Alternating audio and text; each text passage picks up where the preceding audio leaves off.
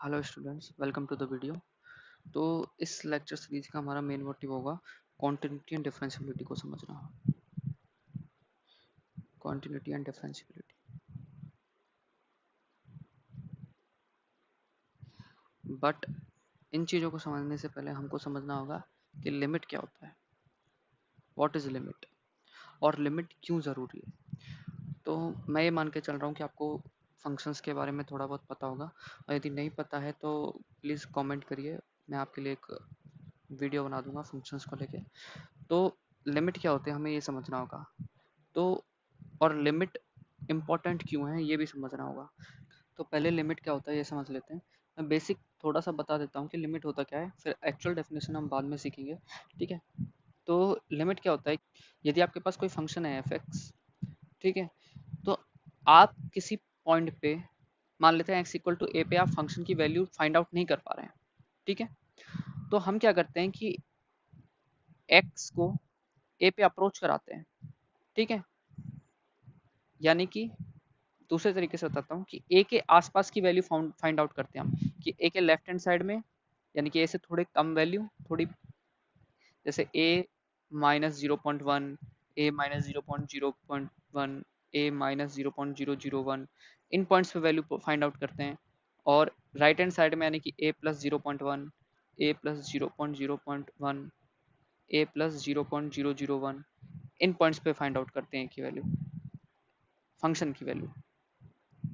ठीक है। तो हम इन वैल्यूज की मदद से हम क्या करते हैं कि ए की वैल्यू फाइंड आउट करने की कोशिश करते हैं कि फंक्शन ए पे क्या वैल्यू अटेन कर सकता है। ठीक है। तो यही बेसिकली लिमिट का फंडा होता है कि लिमिट हम कैसे फाइंड आउट करते हैं वो बाद में सीखेंगे, पर एक्चुअल में लिमिट यही होता है। ठीक है। तो अब हम देखेंगे कि लिमिट इंपॉर्टेंट क्यों है। इसको समझने के लिए हमें कुछ एग्जांपल्स देखने पड़ेंगे। आपने एक चीज सुनी होगी, रेट ऑफ चेंज। ये रेट ऑफ चेंज होता क्या है, एग्जांपल से बताता हूँ मैं आपको। Change in distance upon change in time, ये हमारा वेलोसिटी होता है। ठीक है, ये आपने पढ़ा होगा। तो ये change of distance upon change of time होता है, this is called the rate of change.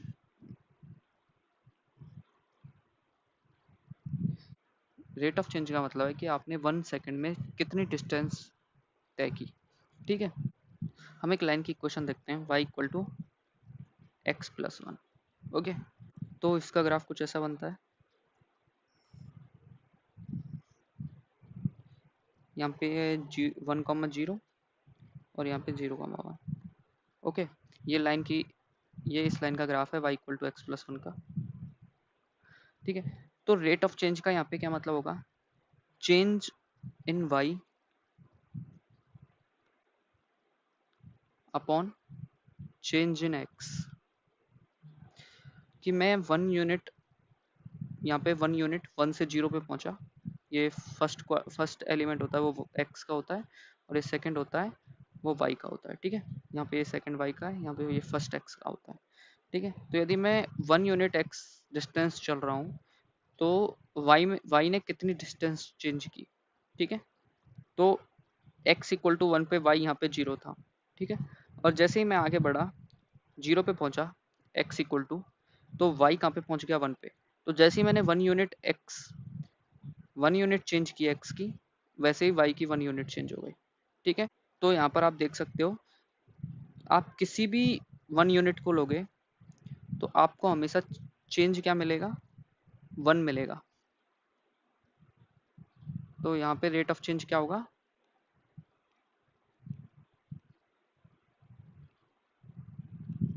1।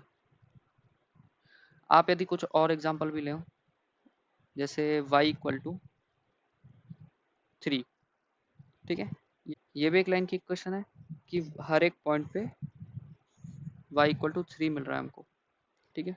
यहाँ पे x इक्वल टू 1 है, यहाँ पे x इक्वल टू 2 है, यहाँ पे x इक्वल टू 3 है, हर जगह पे y 3 मिल रहा है हमको। ओके। तो यहाँ पे आप देख सकते हो कि यदि मैं 1 यूनिट x की चल रहा हूँ, तो y में चेंज कितना हो रहा है, यहाँ पे भी 3 ही है और यहाँ पे भी 3 ही है। फिर मैं दोबारा 1 यूनिट चला, यहाँ पे 3 था, यहाँ पे भी 3 था, ठीक है। ये एक्सेस आपकी एक्स की होती है और ये वाई की होती है। तो यहाँ पे वाई डिस्टेंस होती है वर्टिकल डिस्टेंस, और ये हॉरिजॉन्टल डिस्टेंस होती है वो आपकी एक्स की होती है, ठीक है। तो मैं एक्स में 1 यूनिट चेंज किया, लेकिन वाई में कुछ चेंज नहीं हुआ, यहाँ पे भी 3 ही था, यहाँ पे भी 3 ही है, ठीक है। सिमिलरली 1 से 2 गया तो 1 यूनिट चेंज हुआ, पर डिस्टेंस वाई की चेंज नहीं हुई। ऐसे 2 से 3 में गया तो भी चेंज नहीं हुई। तो यहाँ पे फिक्स है, हमारा रेट ऑफ चेंज फिक्स है, और वो क्या है, 0। 0 क्यों है, क्योंकि वाई चेंज ही नहीं हो रहा। यहाँ पे भी 3 ही था, यहाँ पे भी 3 ही था। तो हम यदि रेट ऑफ चेंज का फॉर्मूला लगाएं कि change in Y upon change in x, तो चेंज इन वाई क्या आएगा, 3 माइनस 3 0 अपॉन 2 माइनस 1, ये 0 हो जाएगा, ओके। तो यहाँ पे रेट ऑफ चेंज 0 हो गया अपना। अब आप देख रहे हो कि यदि आपकी इक्वेशन लाइन की है तो आपको जो रेट ऑफ चेंज मिलता है वो कांस्टेंट मिलता है। यहाँ पे 1 मिला, यहाँ पे 0 मिला, ठीक है। अब यदि मैं एक लाइन की इक्वेशन ना लेके एक ऐसी इक्वेशन लूँ y equal to x square, इसका ग्राफ होता है अपना इस टाइप का, ठीक है। y equal to x square, ये हमारा ग्राफ होता है। यहाँ पे x एक्सिस होती है, यहाँ पे y एक्सिस होती है, ठीक है। तो अब आप यहाँ पे देखिए, यहाँ पे मैं 1 यूनिट चेंज कर रहा हूँ, ठीक है। यहाँ पे मैं यदि 1 यूनिट चेंज करूँगा तो आप देखिए y, यहाँ पे x की जगह पे यदि हम 1 पुट करें तो y की वैल्यू क्या मिलती है हमको, 1।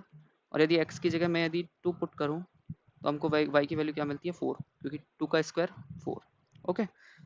तो यदि हम अब रेट ऑफ चेंज देखें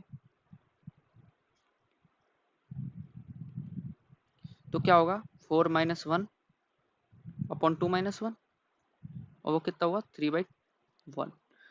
अब यदि मैं इन पॉइंट्स को चेंज करके कुछ और पॉइंट्स ले लूँ तो आप देखोगे कि रेट ऑफ चेंज चेंज हो जाती है। जैसे कि मैं यहाँ पे 1 1 ले लेता हूँ और वहाँ पे 0 0 ले लेता हूँ। 0 0 भी सेटिस्फाई कर रहा है इसको। यदि मैं y x इक्वल टू 0 करूँ तो y भी 0 मिलेगा मेरे को, क्योंकि y equal to x square है। तो यहाँ पे रेट ऑफ चेंज क्या मिलेगा आपको, 0 माइनस 1 0 माइनस 1 1। अब देखिए यहाँ पे पहले रेट ऑफ चेंज क्या था आपका 3, और फिर चेंज हो गया 1। अब देखिए यहाँ पे रेट ऑफ चेंज कांस्टेंट नहीं रहा आपका, हर एक पॉइंट पर डिपेंड कर रहा है वो कि आप पॉइंट कौन से ले रहे हो, ठीक है। तो इस कॉन्सेप्ट को समझने के लिए हमको देखना पड़ेगा, लिमिट के बारे में देखना पड़ेगा कि लिमिट इसमें कैसे यूज होती है, कि इसमें लिमिट कैसे यूज होती है। तो उसके लिए हमको एक कॉन्सेप्ट समझना पड़ेगा, और वो होता है सीकेंड लाइन का।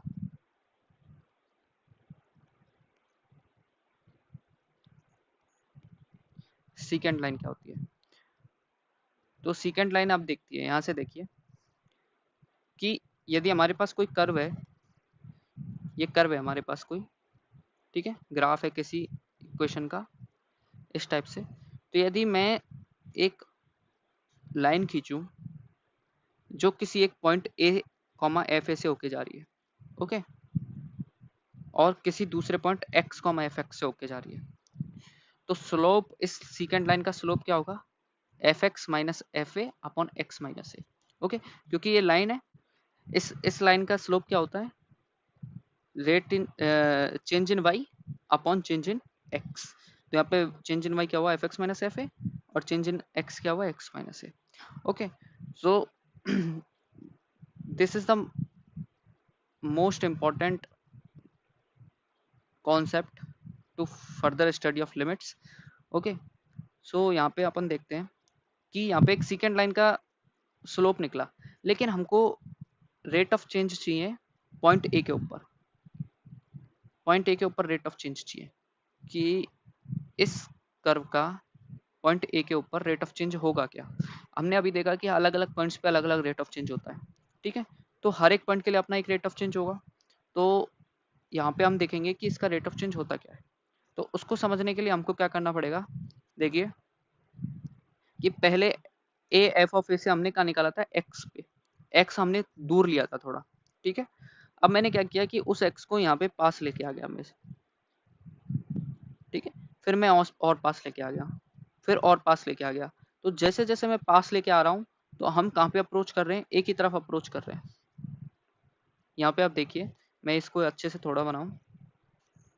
यहाँ पे आपका एक कर्व है कोई, ठीक है, ये मेरा ए है और यहाँ पे एक्स था, ठीक है। पहले ऐसे था, ये सेकंड लाइन, फिर यहाँ पे आ गया मेरा एक्स, ठीक है। ये फिर ऐसे हो गया, फिर यहाँ पे आ गया एक्स, फिर ये ऐसे हो गया, ठीक है। फिर और पास आया, फिर और यहाँ पे, फिर जैसे जैसे मैं और पास होते चले जाऊंगा तो वो एक ही तरफ अप्रोच कर रहा है।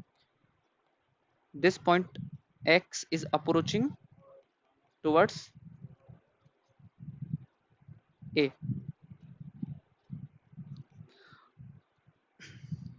तो जैसे जैसे ये अप्रोच कर रहा है, तो हमारा वो जो लाइन है, this secant line becomes tangent line.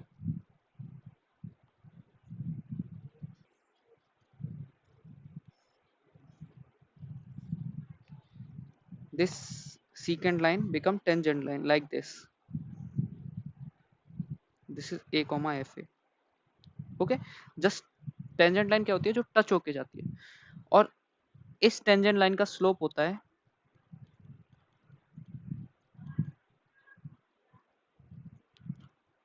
जो इस लाइन का स्लोप होता है वही क्या होता है, हमारा रेट ऑफ चेंज।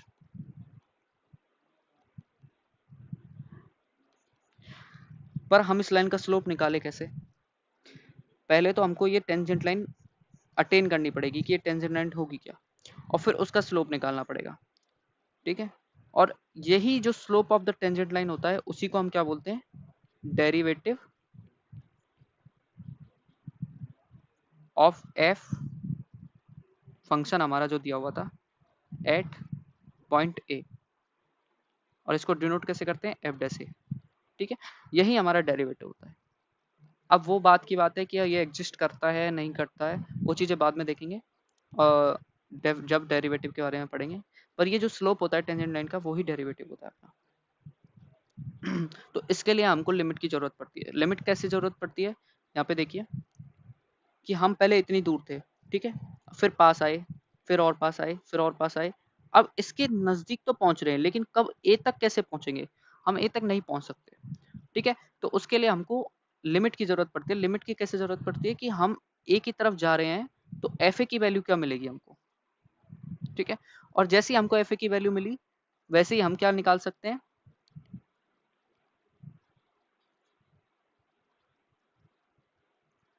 जैसे ही हमको एफ ए की वैल्यू मिली, हम रेट ऑफ चेंज निकाल सकते हैं।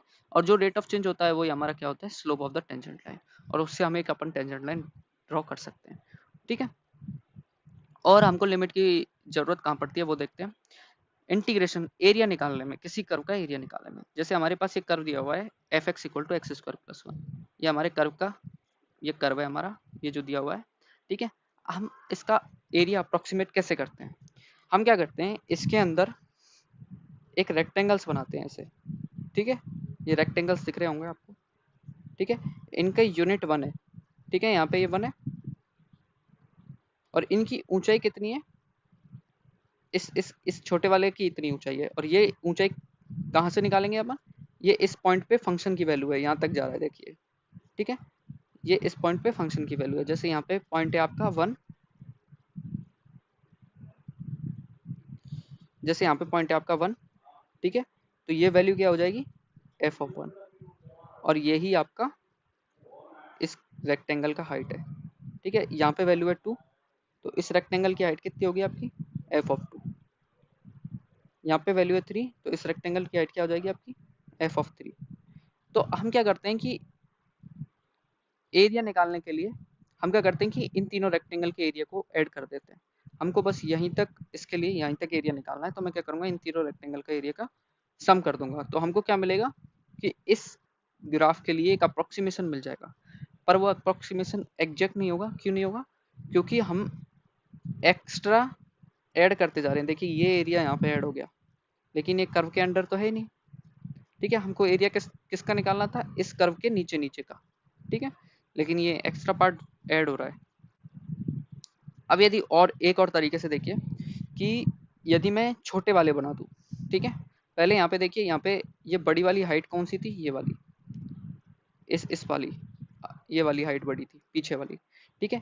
अब यहाँ पे देखिए, यहाँ पे ये आगे वाली हाइट, ठीक है। तो ऐसे ही सिमिलरली हम इसमें एरिया निकालेंगे, तो इनका क्या करेंगे, इनको ऐड करेंगे, ठीक है, इनका एरिया। पर ये भी एग्जैक्ट नहीं होगा। क्यों नहीं होगा, क्योंकि हमने इन पार्ट्स को तो छोड़ ही दिया, इनको तो कैलकुलेट ही नहीं किया, ठीक है। अब आप ये सोचेंगे कि यहाँ पे लिमिट का क्या काम है। जैसे आपके पास ये ग्राफ है, ठीक है, और हमको एरिया निकालना है इसके नीचे का, ये 3 तक जा रहे हैं हम, इसके नीचे का ये एरिया निकालना है, ठीक है। अभी हमने क्या क्या लिया था कि हमने हमने यहाँ पे 1 यूनिट का विड्थ ली थी। तो मैं क्या करूँगा कि इस विड्थ को हाफ कर देता हूँ, ठीक है, इस विड्थ को हाफ कर देते हैं।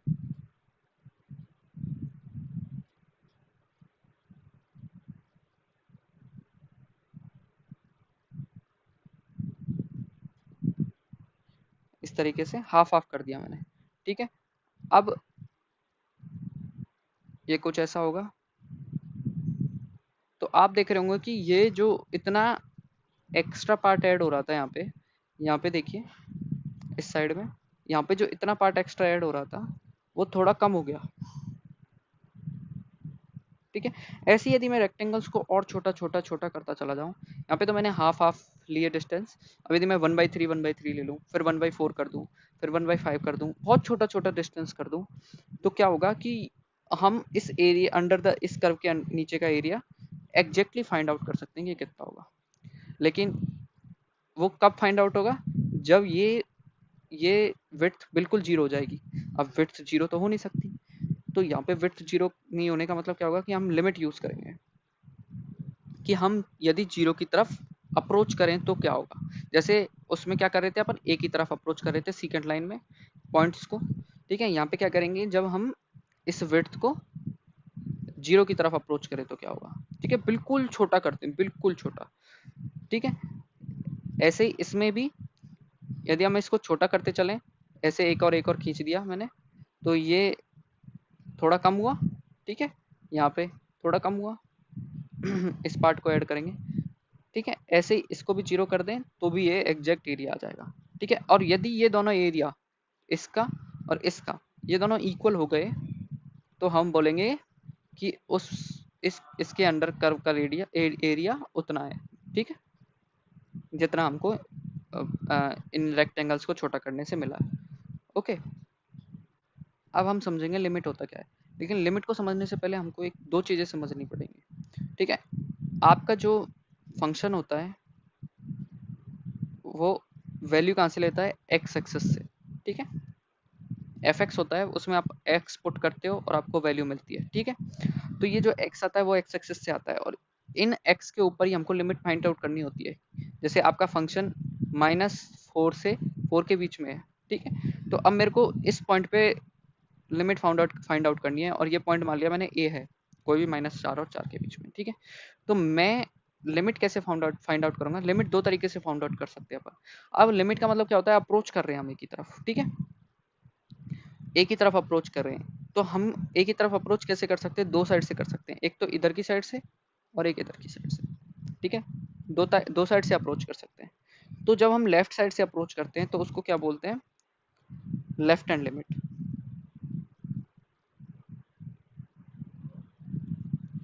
और जब राइट साइड से अप्रोच करते हैं तो उसको क्या बोलते हैं, right hand limit.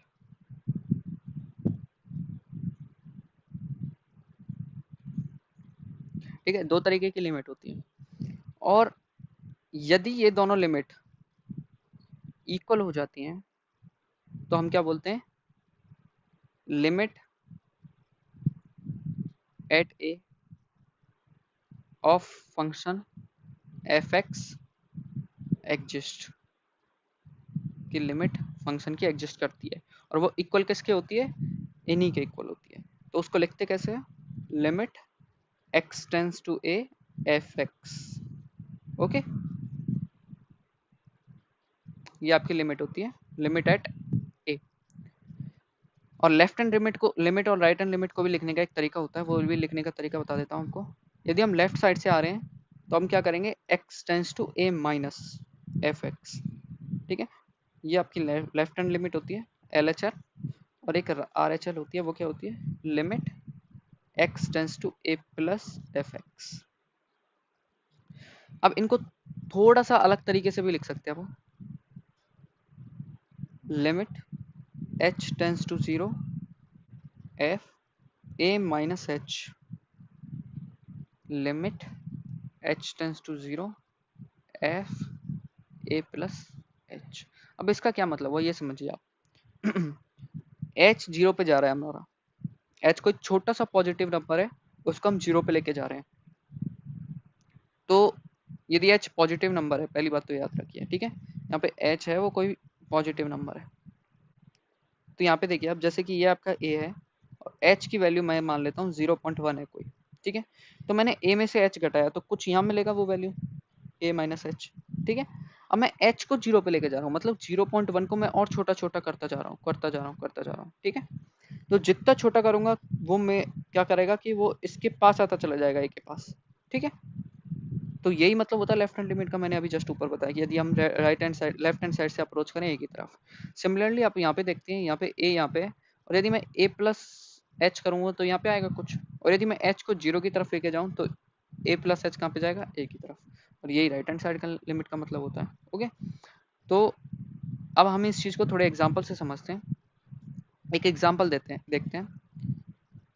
F x equal to x plus 2।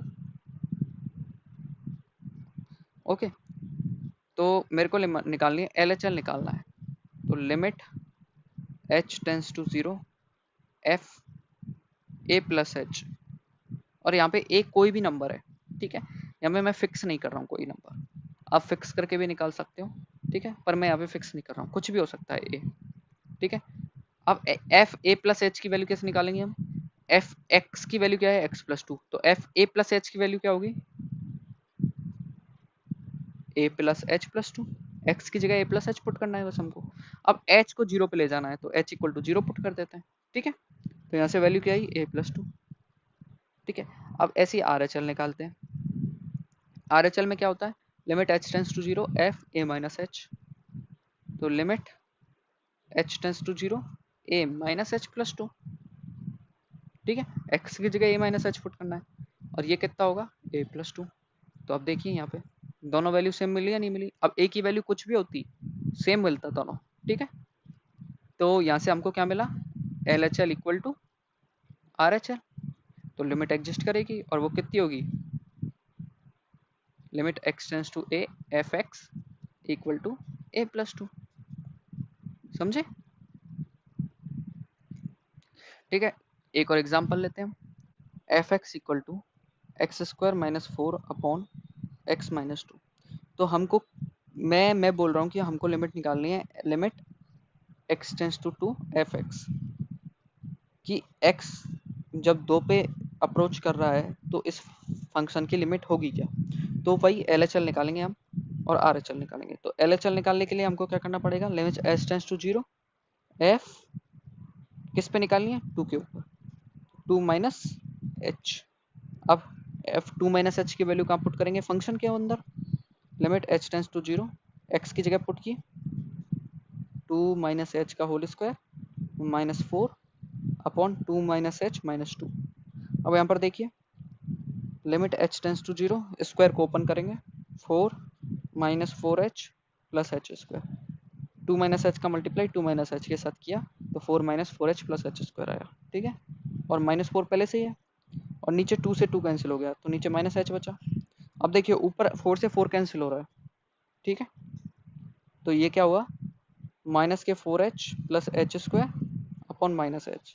अब यहाँ पे देखिए यदि मैं h को 0 पुट करूँ तो क्या मिलेगा मेरे को, 0 प्लस 0 अपॉन 0, तो 0 अपॉन 0 मिल रहा है यहाँ पे, ठीक है। वो गड़बड़ हो जाएगी। मुझे यदि मैं नीचे से h की वैल्यू गायब कर दूं या कैसे भी कैंसिल आउट कर दूं तो नीचे से 0 हट जाएगा, और वही हम चाहते हैं कि नीचे से 0 हटे, ठीक है। तो इसको करने के लिए हम क्या करेंगे कि लिमिट h टेंस टू 0, ऊपर से h कॉमन ले लेंगे, तो यहाँ पे बचा -4 प्लस h और नीचे -h। अब देखिए यहाँ h से h कैंसिल हो गया, अब नीचे -1 बचा तो उसको ऊपर मल्टीप्लाई कर देते हैं, 4 h हो गया। और यदि अब मैं h को 0 पे लेके जाऊं तो क्या मिला मेरे को 4। ठीक है, तो ये हमारा क्या आया, LHL आया। सिमिलरली RHL निकाल के देखते हैं क्या आता है। RHL में हमको क्या करना पड़ेगा, limit h tends to 0 f 2 plus h, तो लिमिट पुट करेंगे हम x की जगह 2 प्लस h, तो 2 प्लस h का whole square -4 upon 2 plus h -2, वो क्या हो जाएगा 4 plus 4h plus h square -4 upon h, क्योंकि 2 से 2 कैंसिल हो गया। ठीक है, अब ऊपर 4 से 4 कैंसिल हो गया, फिर यहाँ पे भी वही चीज करेंगे, h को कॉमन लेंगे ऊपर से, तो यहाँ पे बचा 4 प्लस h और नीचे क्या आया h, कैंसिल किया, तो यहाँ क्या मिला, limit h tends to 0 4 plus h। और अब यदि मैं h को 0 पे लेके जाऊँ तो क्या मिलेगा मेरे को 4, और ये हमारा क्या हो जाएगा RHL। अब यहाँ पे देखिए LHL क्या आया अपना 4, RHL क्या आया 4, तो जब RHL और LHL इक्वल होते हैं तो लिमिट क्या होती है, RHL और इक्वल LHL के इक्वल होती है और सेम होती है, एग्जिस्ट करती है। ठीक है, तो ये आया अपना लिमिट एग्जिस्ट करेगी और कितनी होगी 4। अब इसको एक इजी तरीके से भी कर सकते हैं हम, इतनी बड़ी कैलकुलेशन करने की जरूरत नहीं होगी। हमको निकालना क्या है, limit x tends to 2 x square -4 upon x minus 2। Okay, अब यदि मैं direct x equal to 2 put करता हूँ तो मुझे क्या मिलता है, एक्स स्क्वायर यानी कि 2 स्क्वायर -4 यानी कि 4 -4, ऊपर क्या हुआ 0 और नीचे क्या हुआ 2 - 2 यानी कि 0, यानी कि 0 अपॉन 0। अब ये तो गड़बड़ हो गई क्योंकि 0 अपॉन 0 का तो कुछ मतलब ही नहीं बनता, लेकिन यदि हम नीचे से 0 को हटा दें या कैसे भी कैंसिल आउट कर दें तो काम बन जाएगा हमारा, क्योंकि यदि नीचे से 0 हट गई तो इन्फिनिटी तो नहीं जाएंगे हम, कहीं ना कहीं कुछ कहीं ना कहीं इन्फिनिटी तो नहीं जाएंगे हम। ठीक है, बस हमको वही प्रॉब्लम है कि इन्फिनिटी नहीं जानी चाहिए चीज। ठीक है, तो लिमिट x टेंस टू 2, अब एक्स स्क्वायर -4 को हम ऐसे लिख सकते हैं क्या, मल्टीप्लाई करेंगे तो हमको क्या मिलेगा x स्क्वायर -4 और नीचे x -2 है ही है पहले से। अब यहाँ पे देखिए मैं x -2 से x -2 को कैंसिल कर सकता हूँ। ठीक है, बचा क्या, limit x tends to 2 x plus 2, और यदि अब मैं x को 2 की जगह पुट करूं तो क्या मिलता मुझे 4। तो हमने क्या देखा कि हम इतने छोटे तरीके से भी इसकी वैल्यू निकाल सकते थे। अब हम एक और एग्जांपल देखते हैं। ठीक है, limit x tends to 0 sine x upon x। अब यहाँ पे देखिए यदि मैं पुराना वाला तरीका अपनाता हूँ कि x इक्वल टू 0 पुट करता हूँ, तो 0 पुट किया तो क्या आया साइन 0 यानी कि 0, और x इक्वल टू 0 पुट किया तो 0, फिर से वही 0 अपॉन 0 बन गया। अब इसको कैसे करें आगे, तो इसके लिए मैं आपको एक और तरीका बताता हूँ। यदि आपके पास कैलकुलेटर है तो कैलकुलेटर आप साथ में रखिए, ठीक है और मैं जो बोल रहा हूँ वो करिए। हमको क्या करना है कि x को 0 की तरफ लेके जाना है। ठीक है, तो हम पहले LHL और RHL दो चीजें होती है ना, तो LHL निकालते हैं। LHL का मतलब क्या होता है, यहाँ पे हमारा 0 है, ठीक है, हम मान लेते हैं यहाँ पे -0.1 है। ठीक है, तो ये हमने यहाँ से स्टार्ट किया h इक्वल टू -0.1 से। ठीक है, x इक्वल टू -0.1 से स्टार्ट किया और धीरे धीरे हम गए 0.01, फिर 0.001 और ऐसे ही 0.0001। ठीक है, हमने इन सब की वैल्यू निकाली, साइन x अपॉन एक्स की, साइन x अपॉन एक्स की हमने -0.1 पे वैल्यू निकाली, -0.01 पे वैल्यू निकाली, -0.001 पे वैल्यू निकाली और -0.0001 पे वैल्यू निकाली। अब आप देख रहे हो कि यहाँ से हम एक चीज़ देख सकते हैं कि यहाँ पे 0.998333 ये जो भी था, फिर यहाँ पे देखिए यहाँ पे और थोड़ा सा बढ़ गया, यहाँ पे फिर और थोड़ा बढ़ गया, यहाँ पे देखिए 4 वैल्यू तक ही 9 था, यहाँ पे कितना हो गया 2 2 4 2 6 वैल्यू तक हो गया, फिर यहाँ पे और भी ज़्यादा हो गया। तो इससे क्या पता चल रहा है कि हम 1 की तरफ जा रहे हैं। कहाँ जा रहे हैं? 1 की तरफ। ठीक है, अब यहाँ पे अब राइट हैंड साइड में देखिए, यहाँ पे 0 है। ठीक है, यहाँ पे 0.1 है, यहाँ पे 0.01 है, यहाँ पे 0.001 है, और यहाँ पे 0.0001 है। ठीक है, तो सिमिलरली हम राइट हैंड साइड से आए। ठीक है, तो राइट हैंड साइड से 0.1 निकाला, 0.001 निकाला, 0.0001 निकाला, सिमिलरली है। ठीक है, अब यहाँ से भी आप देख सकते हो कि यहाँ से कहाँ जा रहे हैं हम? 1 की तरफ। तो दोनों ही LHL से भी 1 की तरफ जा रहे हैं, हम RHL से भी 1 की तरफ जा रहे हैं। तो इसकी लिमिट की वैल्यू क्या होगी? 1। ठीक है, तो आज के लेक्चर में हम सिर्फ इतना ही पढ़ेंगे। यदि आपको कुछ प्रॉब्लम है तो प्लीज़ कमेंट करें वीडियो के नीचे। मैं आपकी सारी प्रॉब्लम्स, डाउट्स अगली वीडियो में सॉल्व करने की कोशिश करूँगा। Thank you so much for watching.